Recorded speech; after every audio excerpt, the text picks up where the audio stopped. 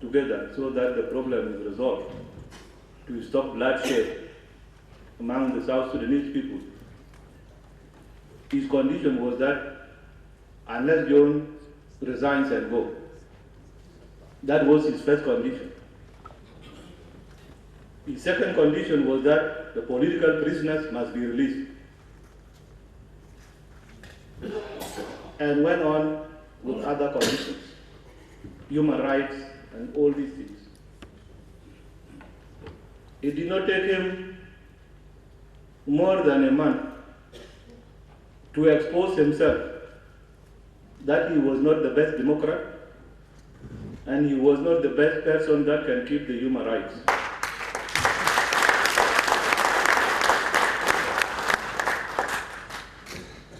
He selected everybody in board, and this is a very dangerous stand for a leader. That if I want to overthrow Comrade James Wani and I fail to overthrow him, then I must kill anybody that come across me. Then how can I become the president if I kill other tribes, leaving only my tribe? You are a president because you will be leading the whole nation.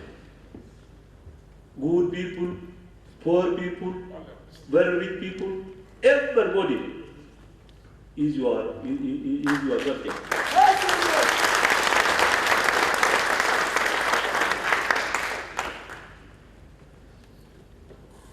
Now the arrested people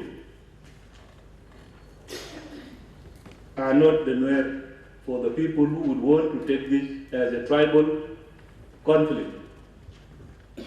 The majority are Dinkas. Dr. Majangod is a Dinka. General Ger Chuang is a Dinka. Madurbiar is a Dinka.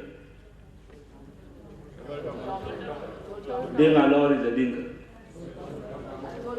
And Choltong. 5 Dinkas. You have 2 Nuers under arrest, John Luke and Ezekiel Lolgatpur. How does it become a conflict between the Dinka and the Nuer?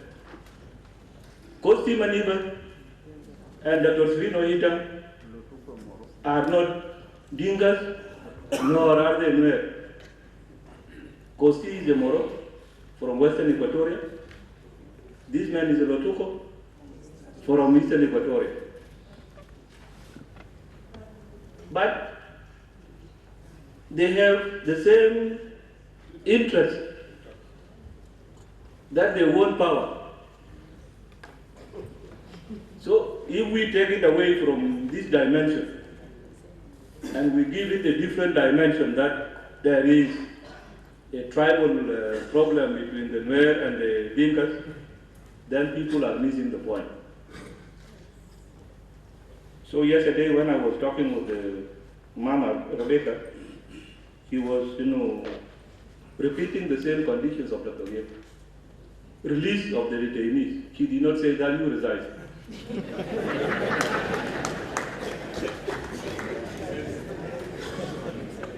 But the release of the detainees. And this is what they have preached to the outside world. And everybody who calls me from outside always asks about the detainees. And that I should release them so that it makes it possible for the discussions to take place. My answer is very simple to them. I tell them that I will release them if you order me to release them. But I want you to give me a person whom I have to account for the death of over 500 citizens of this country.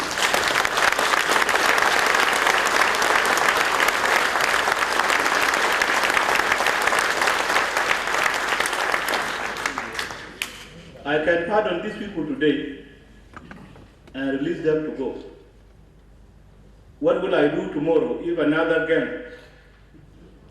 comes in and stays a coup that will be unsuccessful, like this one, and they kill people, what will I do to them? And how many people do we want to lose in South Sudan after all these losses?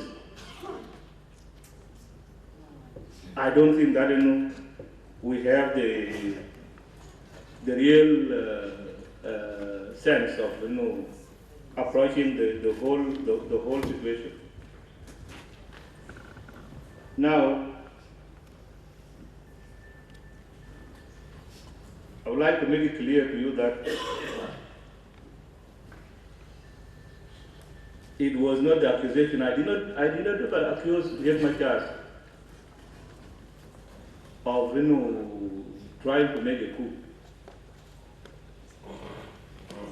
I dismissed him from being the vice president, but I left him being the first deputy chairman of the party. I did not touch him there. People were saying that while he was the vice president, that I took his powers. You people go and read the Constitution, see the powers of the vice president, and see the powers that I have taken from Riek Machar when he was the vice president. These were my powers, which I delegated to him when I was the first vice president in the Sudan, and I used to stay there, and he was the one in Cuba. Instead of everything waiting for me, I gave him all the privileges, including chairing the Council of Ministers, so that things do not come to a standstill when I'm away. Now, he went and owned them, and he was, projecting himself as the only person that was capable of ruling South Sudan.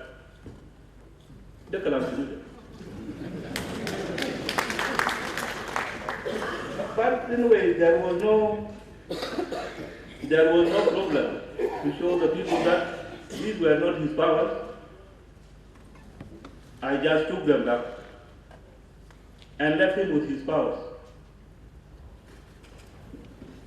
And because of his assumptions that he wants to become the leader, as he has been saying yesterday and today on the BBC and Jazeera, that he wants to lead this country. Yes, he has the right to lead the country. But by force? No. It is not. What we were doing was the process that will take us to democracy that he wants. If we were to pass these documents and we go to organize our congresses at the grassroots, and then we elect the delegates to each level up to the state, and then we come to the national convention, he was going to contest. And if he wins the votes of the SPLM members in the national convention, he would be the chairman of the SPLM. And automatically, he would become the bearer of the SPLM flag in the presidential elections in 2015. Why was he so impatient to wait?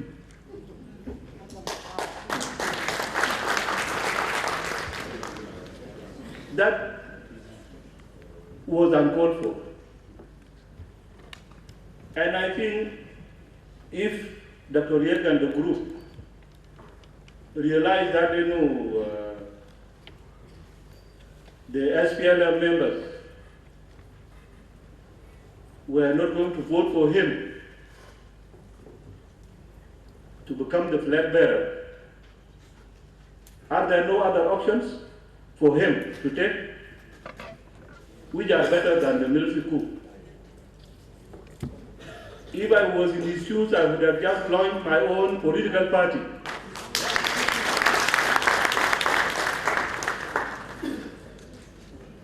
So that I organize my party and then come back to compete with the SPLM. and beat them in the general elections.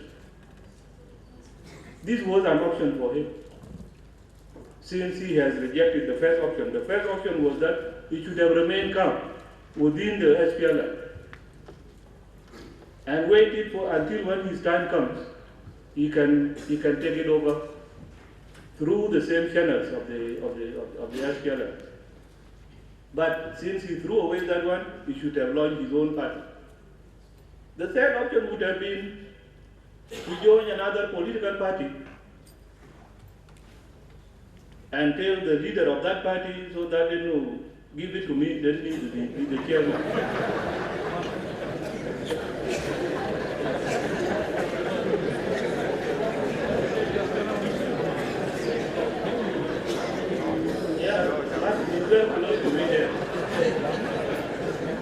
You could have taken over the forum of Martin here.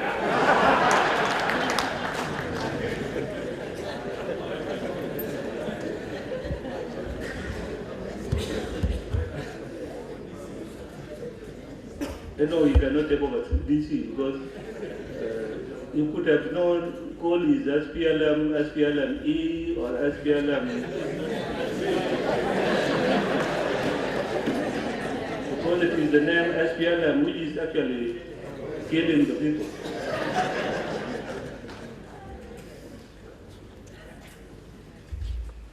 Now that we have come to this stage,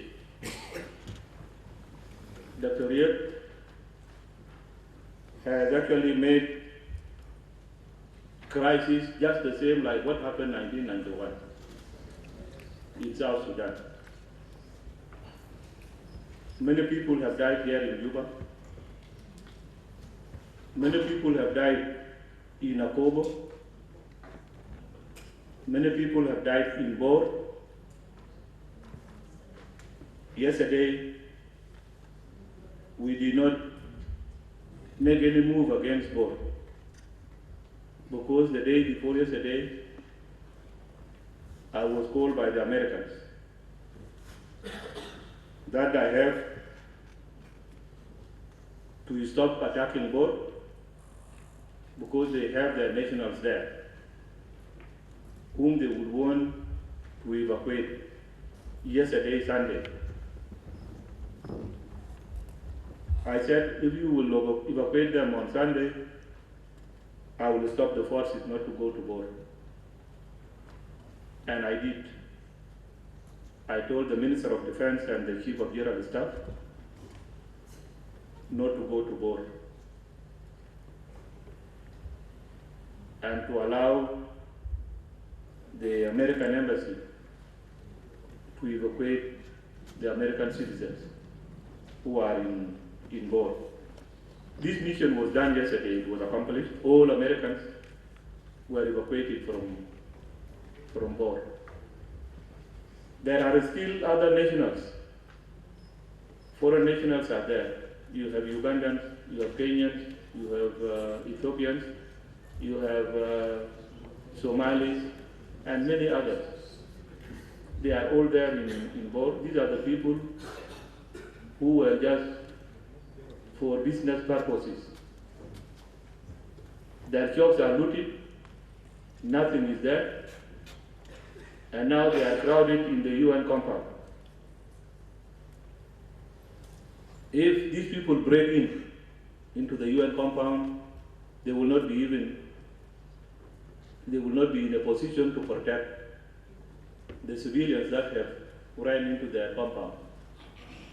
The UN may go and stand aside, and they will leave these people to be slaughtered. It happened in Akobo. When they stormed the compound, they wanted to kill the Dinkas that were in the compound who had to seek refuge. They did not protect them. The nationalists from the Nuer community who wanted to defend these Dinkas were also killed. This is what happened. The same thing may repeat itself in Bo, and Riek has now mobilized again what he calls the White Army, and it is mostly from Law that has been mobilized to come to move to Bor. I understand yesterday somebody went on his own record to see whether these people have really reached the distance of coming into the territory of Bor. He went and found them, and they were very frank to him that if you were coming looking for us, here we are, and we are going to Bor. Don't worry, we are not touching you now. We are going to Bor first, but when we come back, we will see with you. So that is the force which has been mobilized by the Soviet. And they are coming. So you can see somebody mobilizing a tribe against a nation. What will be the future of that ethnic group at the end of the day? Anyway, that is the situation awaiting. SPLA forces and the loyal forces all are ready now to move towards Bor.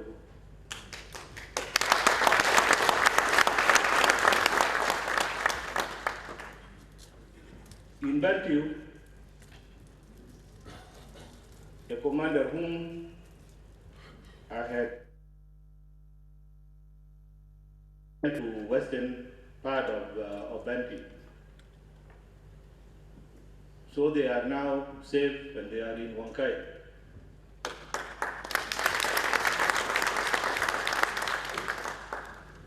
The loyal forces that have gathered in the Unity State may stage an attack on the capital Bantu and on other garrisons that have declared themselves loyalies to Dr. Riek Machar. It happened also in Panaru, in Paria.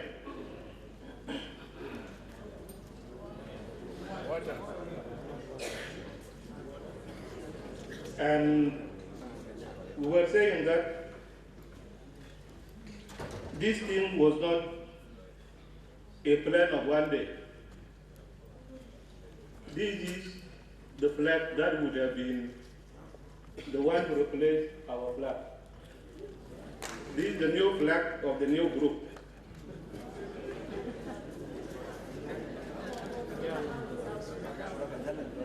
This is the flag. Huh?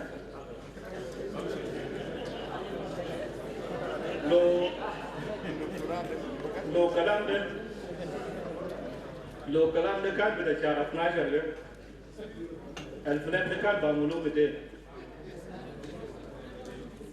It is something that has been on for some time, and this is why some people were very busy going to the states, distributing money. The money, the source of the money they were distributing to their communities originated from this flag. And this is why I said before that even they are sitting here with us, they know what they have done, and they are guilty conscious. But there is no problem. Yesterday there was a fight in Paria. Those who wanted to take over the county headquarters were beaten away. Although those forces are less, they maintain their position. And so, in Akobo, I did not mention the killing of the peacekeepers.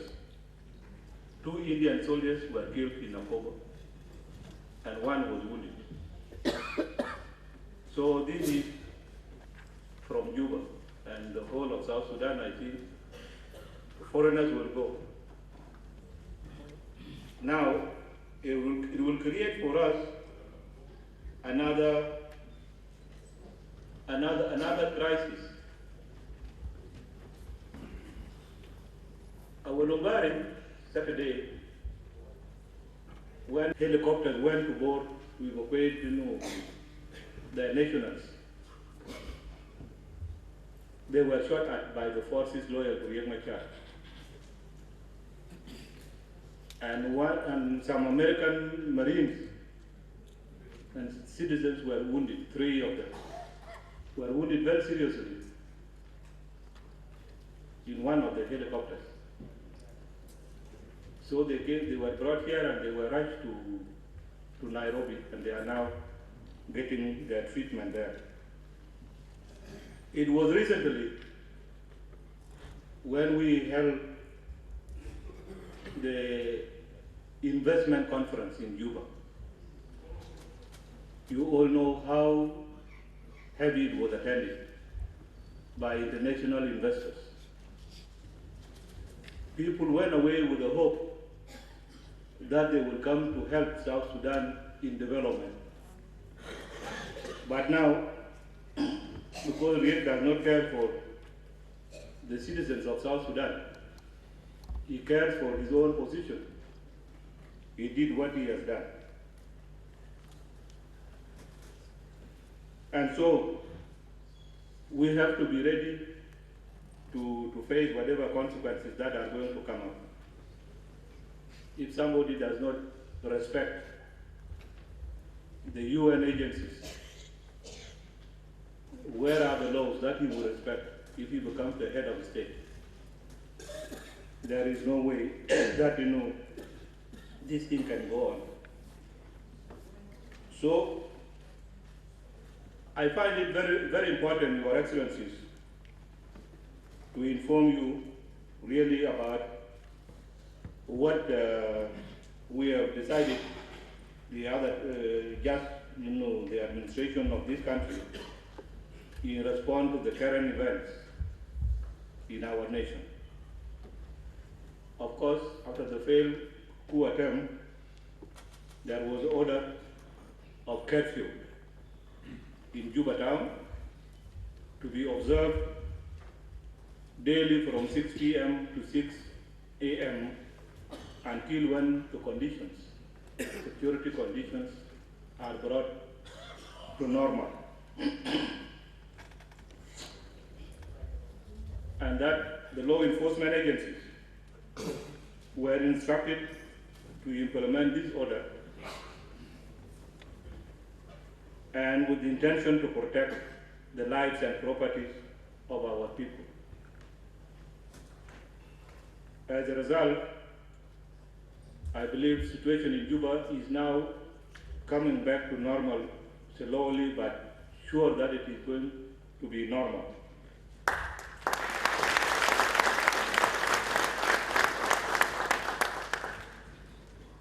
There are agitators, whether nationals or foreigners, who are spreading very fearful rumors to the citizens that Dr. Riek Machar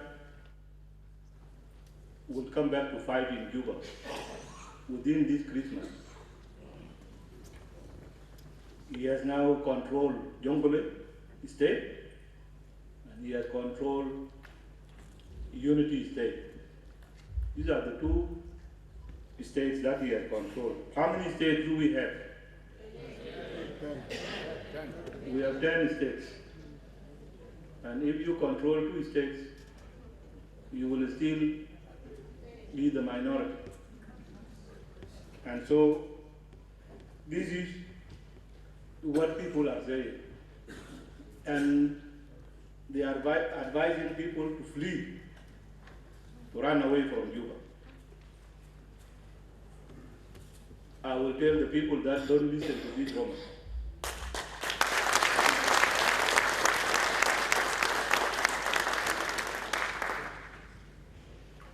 You stay. It is not all the fights that, all the bullets that, come out from the gun that hit.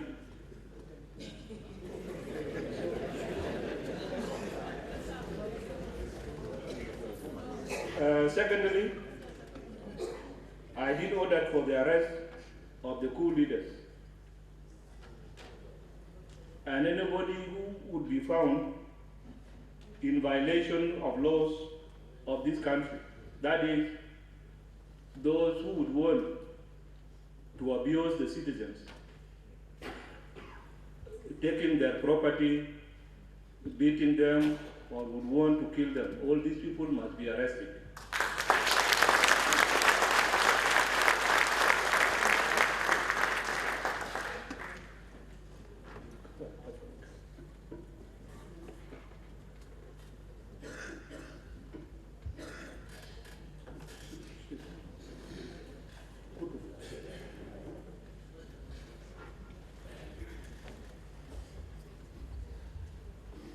So anybody found to be in the process of committing any crime must be arrested.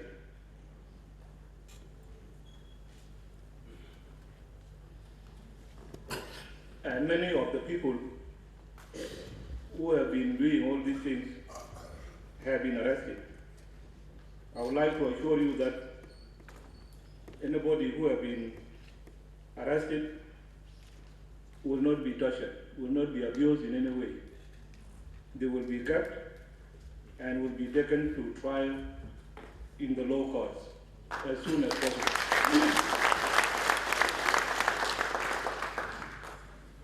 Third, I made a pledge recently during my press conference in which I expressed my readiness for a dialogue with this breakaway group, provided that there are no conditions.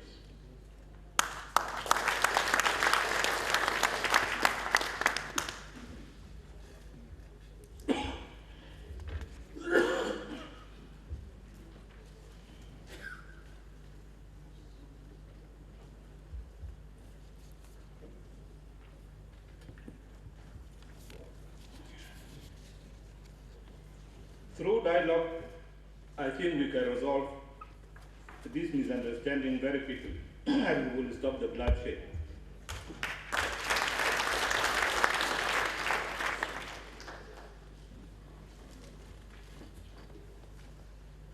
Four, which I told you before, no, I accepted the request of the IGAD countries who offer for the mediation.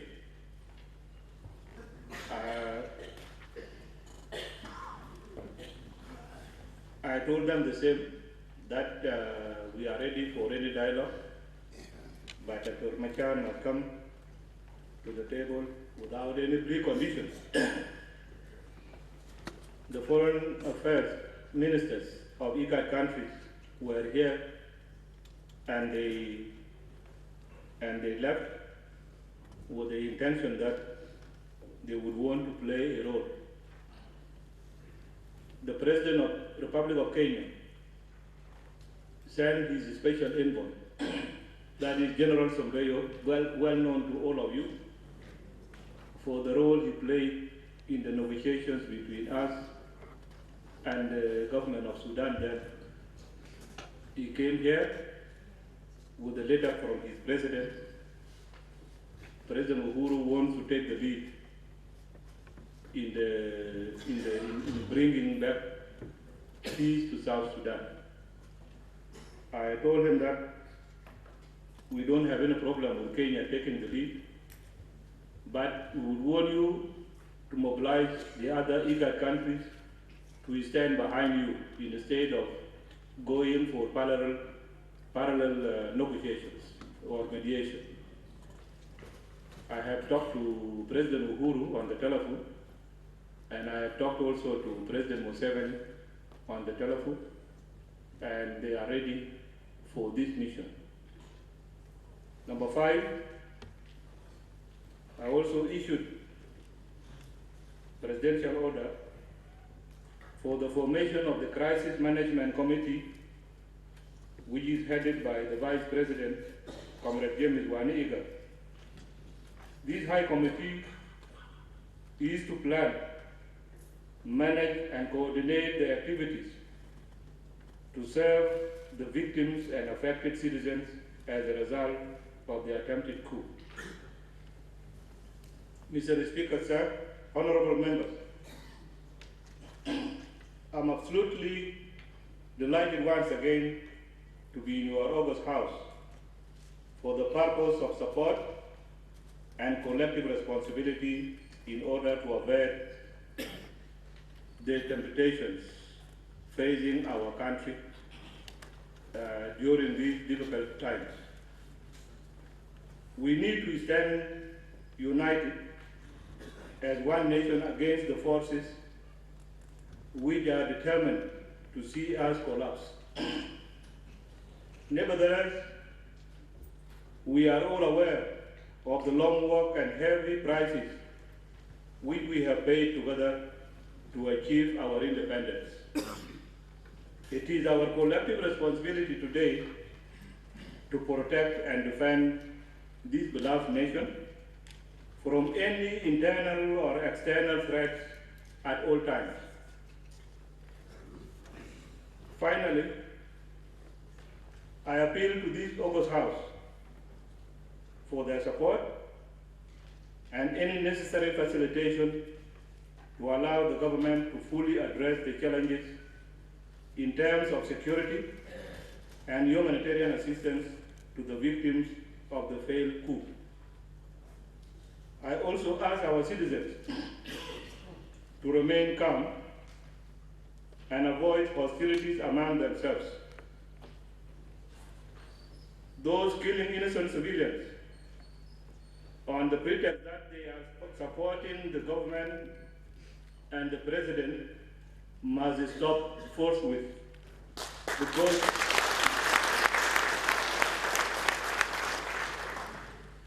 they are doing great damage to the image of the government and my personality.